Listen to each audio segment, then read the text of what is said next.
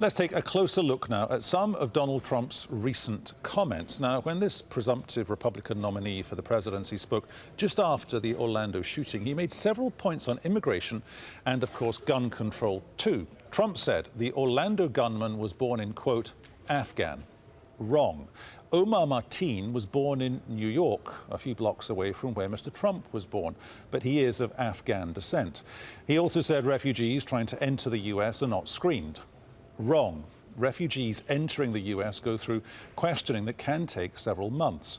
Trump then said the U.S. has taken in 4,000 Syrians. Now, that figure cannot be confirmed because the latest State Department figures, well, they only go up to May the 1st. The official figure up to May the 1st this year, that right now, as of today, stands at 2,119. Then the presidential hopeful hit out at Hillary Clinton, saying she wants to abolish the Second Amendment or the right to bear arms. Wrong. Rather, she said guns need to not fall into the hands of, quotes, terrorists, criminals, and the mentally ill. So that's three wholly inaccurate statements presented as fact by Mr. Trump, and one big maybe left open to interpretation. Joining us now via Skype from Avignon in France is Lance Price, the former speechwriter for the Labour Party in the UK. Lance Price, welcome to the Al Jazeera NewsHour. What does it say about Mr. Trump that he says these things, nobody calls him on it, and or the people that he's talking to don't question it?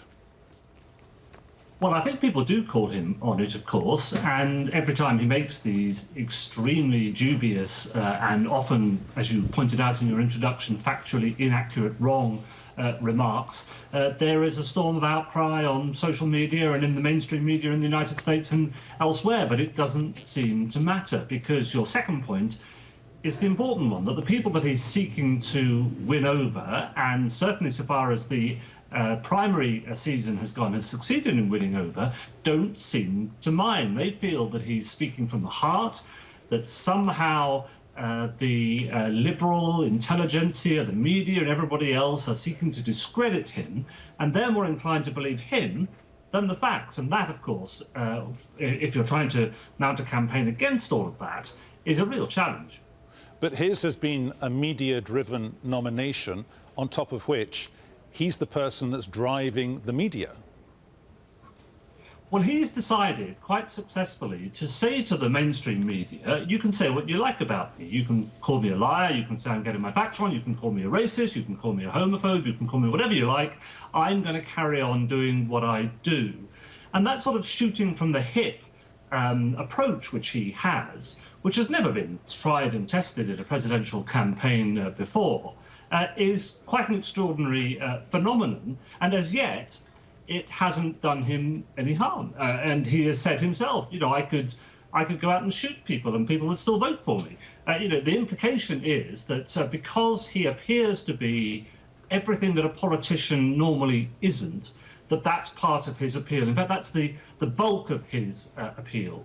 And his hope, if he's going to carry on like this, and that's an open question, but if he is going to carry on like this, is that enough of the American people are so disillusioned by politics as usual that it doesn't matter what people say about the accuracy or inaccuracy of his remarks. They like him because they think he's a bit like them. Does this chime with what we have to extrapolate out when it comes to the grain of the man, what his character is? I mean, we were talking this time yesterday on this channel about how he's in effect banned 7 news organizations. Overnight, last night into this morning, US time, also he has now a legal advisor trying to get some sort of legal injunction around his hairdo because he doesn't want people, you're laughing, but I mean, this speaks to the character of the man. He doesn't want upfront questions about whether he's had a weave, whether he's had hair plugs, how much hairspray he uses. I mean, there is a lot of, I'm loath to say it, vanity in there. However, there is also a lot of an aggressive stance as a reaction to the possibility of those kind of very sort of scrutiny-based questions that any world leader should be exposed to, surely. Yes, and it speaks to both the arrogance and the ego of the man that he has that approach to all those sorts of issues that you've been describing.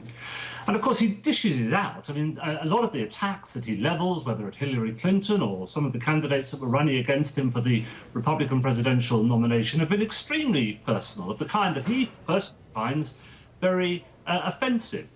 So there's a real fragility about him behind all that bluster, and it's so often the case with bullies in public life and maybe in life more generally, that there is a real fragility behind all that bluster and all that bullying.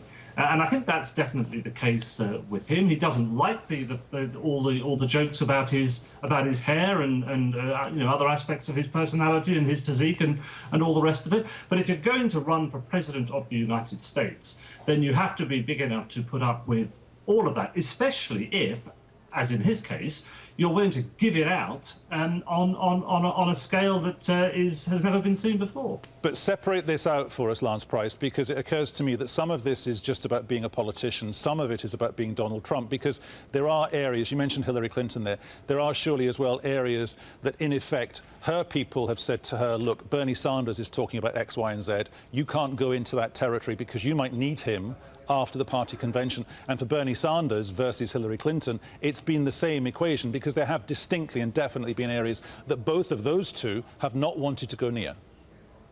And up until now, Donald Trump hasn't had to worry about that. The question is what's going to happen as the presidential campaign progresses. And if it looks like being a tight race, I have no idea whether it'll be a tight race or not, but if it looks like being a tight race, and therefore there are key constituencies, key states that Donald Trump would need to win over in order to get the presidency, then all of his advisors will be saying to him, look, you've got to be careful what you say. You've got to target your message to this particular part of the electorate or to this particular part of the country. And that will mean not just shooting from the hip, but being very, very calculated in the way that politicians normally are in terms of winning over certain parts of the electorate in order to become president. Now, that is the exact opposite of the way in which Donald Trump has campaigned up until now. And the question is, if he starts to do that, if he starts to listen to advisors and perhaps, hire speechwriters and all the rest of it, and people doing intricate polling of the electorate and tailor his message to what they're telling him, will he then start to lose the support of all those people who like him? Precisely because he doesn't seem like a politician and he doesn't behave in the way that people are used to politicians behaving. Lance Price, we appreciate your insight. Many thanks for joining us.